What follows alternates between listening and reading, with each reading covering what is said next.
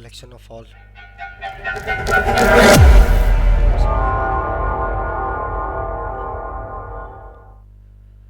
Cauchy sequences, collection of all Cauchy sequences in natural number is countable. क्या ये सही है? Justify your answer.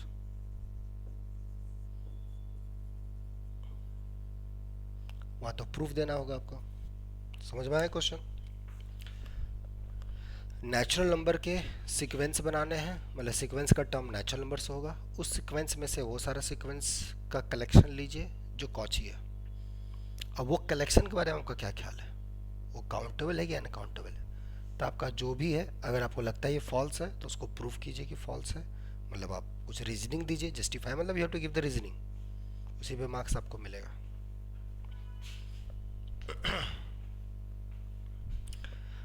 समझ में आया एवरीवन क्वेश्चन?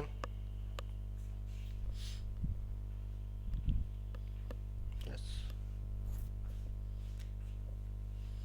तो कैसे अप्रोच करेंगे इस टाइप के क्वेश्चंस को? ऐसा ही मेरे ख्याल से 2015 या 2014 का क्वेश्चन है ये.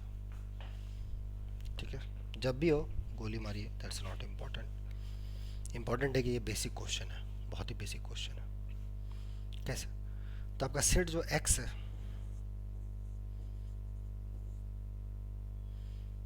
This is sequence in natural number, ये हुआ n से n.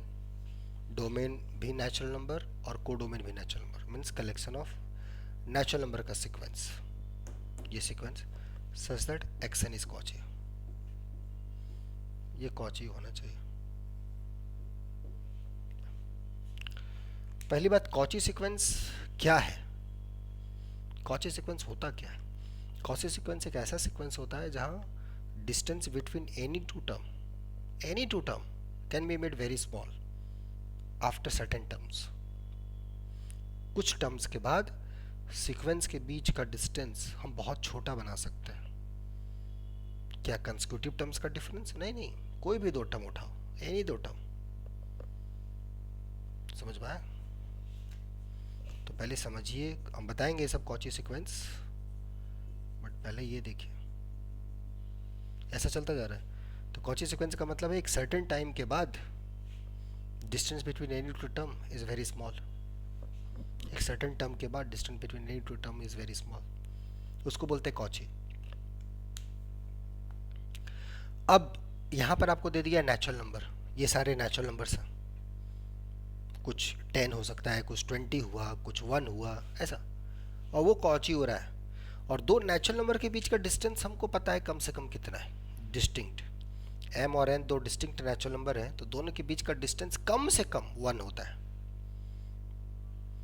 आप बोल रहे हैं कि हम छोटा बना सकते हैं, मन चाहा छोटा बना सकते हैं. इसका मतलब सीक्वेंस इवेंचुअली कांस्टेंट होगा. ये क्लियर हुआ है ना? आवाज़ देने का भाई, क्लियर हुआ कि नहीं? So this is Cauchy. If for given epsilon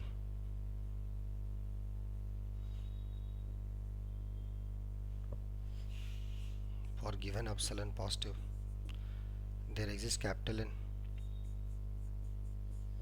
belongs to natural number such that ये xn और ये xm लेस देन एप्सिलॉन. ये अपना कॉची का डेफिनेशन हो गया. तो अगर एप्सिलॉन हम ले लें कोई भी नंबर एक से छोटा, क्योंकि ये natural difference of two natural number अगर डिस्टिंक्ट है तो एटलीस्ट 1 होगा. हम एप्सिलॉन ले लेते हैं एक से छोटा, देन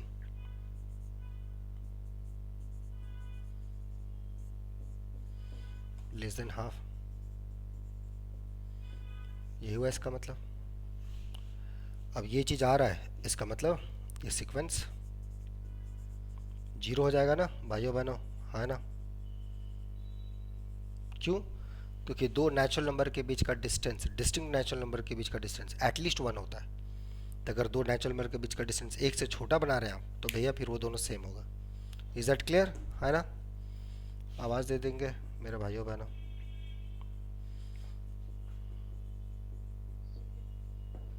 Just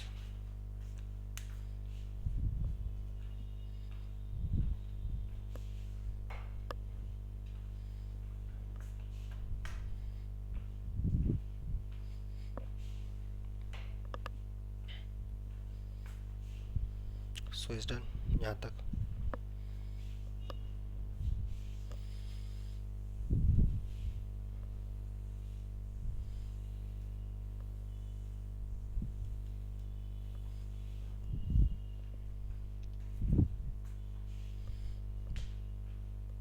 So ये आ गया xn is equal to xm. So this imply ये जो मेरा सीक्वेंस है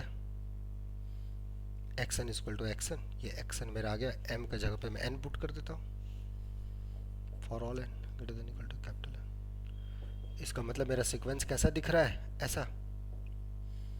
पहला n-1 टर्म तक कुछ भी होगा, बट इसके बाद सब सेम, राइट? ऐसे ना सीक्वेंस दिखेगा मेरा, है ना? पहला n-1 टर्म तक कुछ भी रख सकता है, but capital nth term onwards sequence सब के सब कांस्टेंट होंगे. ऐसे सीक्वेंस को हम लोग इवेंचुअली कांस्टेंट सीक्वेंस बोलते हैं. Is that clear everyone? समझ में आया, है ना? So this is such type of sequence.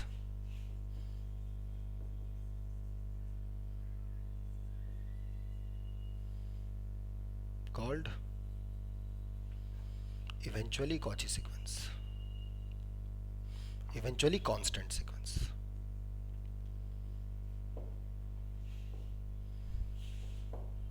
Why eventually? ठीक है, पहला कुछ टर्म तक कांस्टेंट नहीं है, बट एक समय के बाद ये कांस्टेंट है ना? कुछ दूर तक गए, कांस्टेंट नहीं दिखा, लेकिन उसके बाद कांस्टेंट ही कांस्टेंट दिख रहा है, सब सेम. जैसे बोलते हैं इवेंचुअली कांस्टेंट. ठीक है? इज दैट क्लियर यहाँ तक? है ना? सुन पा रहे हैं?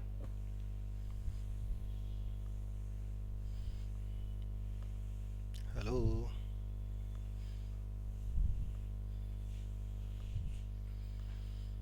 तो हमने यहाँ से क्या प्रूफ कर दिया? So if this is Cauchy in natural number, imply this is eventually constant. तो कांस्टेंट सीक्वेंस कहाँ से, इवेंचुअली कांस्टेंट कहाँ से स्टार्ट होगा? पहले टर्म से, दूसरे टर्म से, तीसरे टर्म से, चौथे टर्म से, पांचवें टर्म के बाद सब कांस्टेंट, छठे टर्म के बाद सब कांस्टेंट. तो अब आ गया क्या करना है, क्लियर हो गया. इवेंचुअली कांस्टेंट सर्टेन टाइम के बाद. ठीक है, वो सर्टेन टाइम, वो सर्टेन नंबर कौन सा है? वो हो सकता है पहला नंबर हो, दूसरा हो, तीसरा हो, चौथा, और यूनियन, खत्म, गेम ओवर. सो एक्स जो मेरा collection of all Cauchy sequence था, उसको हमने लिख दिया ऐसे xm, where xm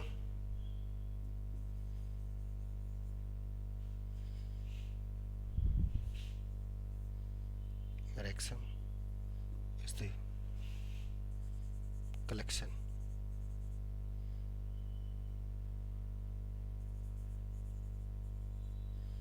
given by all those sequences xn such that xn is equal to xk for all n or k greater than equal to m. Is that clear everyone? है ना? समझ में आ रहा है? तो ये xm क्या है? वो सारा सीक्वेंस जो mth टर्म के बाद constant. Is that clear? mth terms onwards constant. ठीक है? हेलो, है ना? आवाज दे दो. इसका मतलब इसके अंदर वो सारे सीक्वेंसेस x1 x2, ये xm, फिर इसके बाद सब xm, ये जहाँ पे कि ये एक्स आईज आपके नेचुरल नंबर है, आई फ्रॉम 1 to m, ये तो है. So this is the collection of all sequences. Sequence कुछ लोग ऐसे लिखते हैं है ना, मतलब ठीक है, सीक्वेंस को ऐसे थोड़ा सा लिखना गलत है, आप ऐसे लिख सकते हैं, ऐसे लिख डालिए, ये भी सीक्वेंस लिखने का तरीका है, नॉट एन इशू। ठीक है, ऐसे लिखते हैं, वो ऐसे सेट्स को जनरली लोग लिखते हैं ना, कोई बात नहीं, वैसे भी आप लिखेंगे तो लोग अंडरस्टूड रहेगा। ऐसे एग्जाम में अगर वैसे भी आप लिख दिए तो अंडरस्टूड रहेगा कि हाँ भाई ये कहना चाह रहा है। देखिए आप क्या कहना चाह रहे हैं ये क्लियर दिखना चाहिए, तो समझ जाएगा, इसमें कोई दिक्कत नहीं है, ये भी लिखे वो भी लिखे, इट्स ओके, बट वो हम लोग सेट्स के लिए यूज़ कर रहे हैं, सीक्वेंस के लिए ऐसे लिखा जाता है, but any way that's not a crime, ये ठीक है। ठीक है, यहाँ तक इज दैट क्लियर? तो देखिए एक्स आई बिलोंग्स टू, इसका मतलब ये पहला m तक कोई भी नेचुरल नंबर हो सकता है, पहला m कोई भी नेचुरल नंबर हो सकता है, लेकिन उसके बाद सब फिक्स्ड हो गया एक्सएम एक्सएम। तो यहाँ कोई भी नेचुरल नंबर, यहाँ n चॉइस, यहाँ कैपिटल N चॉइस, यहाँ कैपिटल N। तो ये जो सेट है इसको अगर आप देखेंगे, दिस सेट एक तरीके से इक्विवेलेंट टू फर्स्ट सीक्वेंस का पहला टर्म कोई भी नेचुरल नंबर, दूसरे टर्म का सीक्वेंस कोई भी नेचुरल नंबर, mth टर्म का सीक्वेंस कोई भी नेचुरल नंबर। यही आया ना? हाँ ना? आवाज़ दे दीजिए भाइयों बहनों। That is xm equivalent to n cross n cross n m times, and finite product of countable set is countable, so this imply xm is countable. Is that clear everyone? देख लीजिए आपके सामने प्रूफ, ठीक है यहाँ तक, है ना? आवाज़ दे देंगे। और ये क्या है? This is the countable union of countable, तो xm आपका काउंटेबल आ गया, and this is the countable union, so x is countable.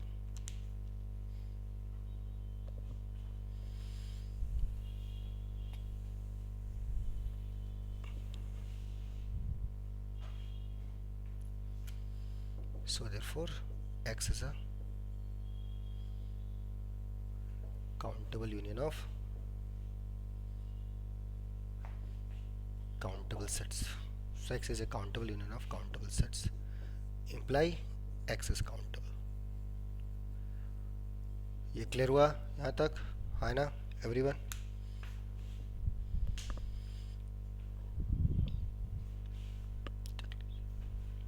तो ऐसे अप्रोच करना है सब क्वेश्चंस को, ठीक है?